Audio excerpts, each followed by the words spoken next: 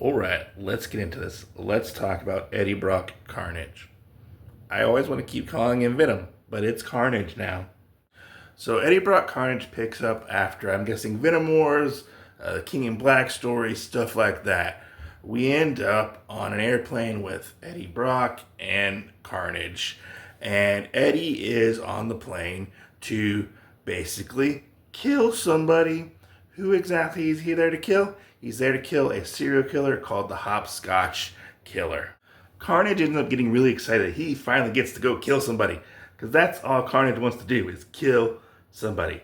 And so Eddie gets up and basically goes through the plane to get to the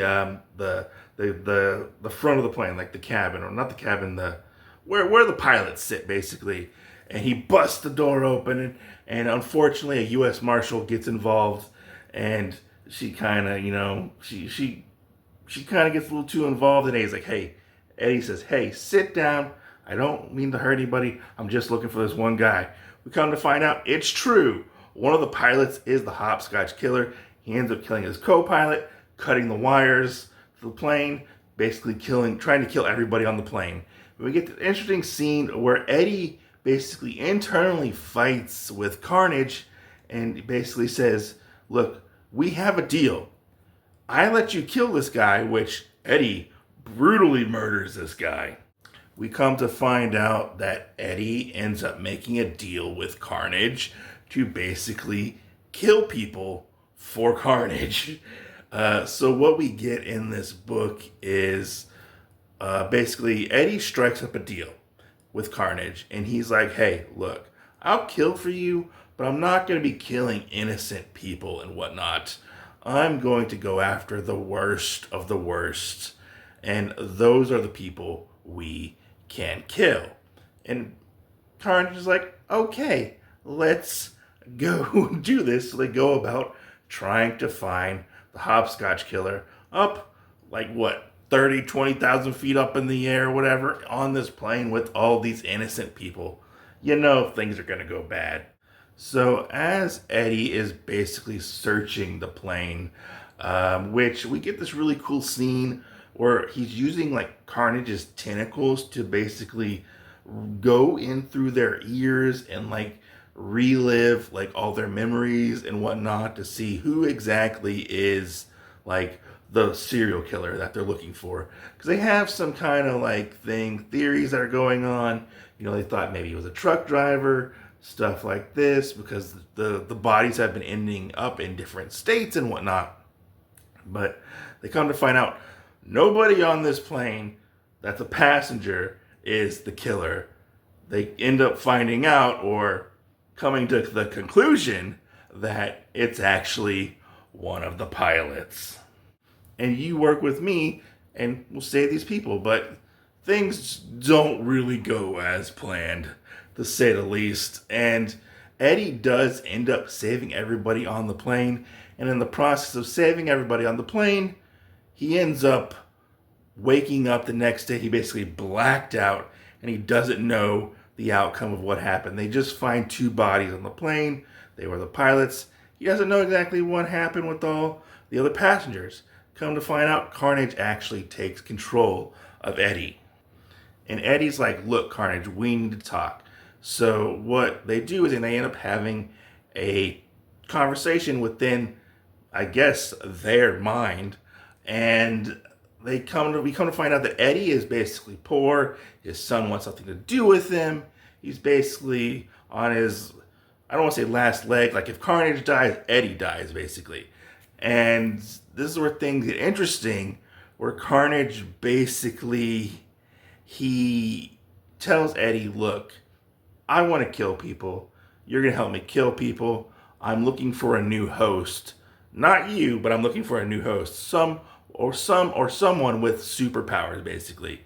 And we come to find out Carnage has a hit list with a bunch of supervillains and superheroes on this hit list, and that's what they're going to go after. They're going to go after the different superheroes and the bad guys as well. So let me show you guys the interior artwork for this particular issue. This is actually one of the variant covers But there's your creative team right there. I do have to say, for the most part, I did actually sort of enjoy the artwork in this.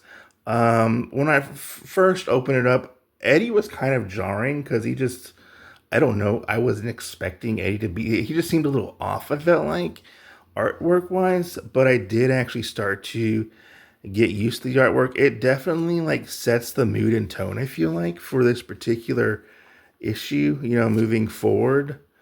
And the whole thing with them like getting possessed or whatever, or mind read, was pretty cool. But yeah, I did, once I got over the fact like how Eddie looks, he just kind of just, his eyes and face just kind of looked off a little bit. I was like, okay, like I'm kind of gelling with this now and whatnot. Like the episode, even though not a lot of action happens in it, it is kind of violent, like especially at this point right here. But where I feel like the artwork really does shine is in this part where Carnage and Eddie are having like a one-to-one conversation. Like this is very creepy in a sense. And I have to say, Carnage looks very dapper in his suit and his hat. He looks like a little dapper man right there, which I do feel like the artwork does really step up at this point. The artwork, even though I had a little problem with it at times, it kind of reminds me of that artist who, it's more with the human faces, kind of reminds me of that artist who did like the adult film stars for like the X-Men for a while. I think they did the Fantastic Four or whatever, but hey, I mean, that's just a little nitpick I have. The faces kind of seemed a little uncanny valley-ish a little bit. I don't know, it's just me. But I did enjoy the artwork enough to like going to continue reading this because the story is actually really good. I don't feel like the artwork is 100% bad. It's just right down the middle for me, I feel like, in a sense. Now, I have to say, I went into this book completely blind. It was recommended to me by the person who runs my comic book store, and she was like, hey, you should check this out. I think you might like it. I haven't read anything Eddie Brock wise or Venom wise. Since Venom Lethal Protector came out back in the 90s, or like Maximum Carnage, that was the last thing I read with any symbiotes or anything like that. Now I have seen the movies and stuff like that. I've enjoyed those. But I haven't read any King in Black, Venom War, stuff like that, anything prior. I know bits and pieces about what happened, listening to different podcasts and stuff, but I don't really grasp everything that's happened and whatnot. So I went into this completely blind, but I have to say, I like the status quo change up that we have going on in this particular new series at the moment of not Venom, of Carnage and Eddie having to work together, like an unlikely pairing of a sense, almost like a reluctant buddy cop. If your buddy was, a homicidal maniac killer.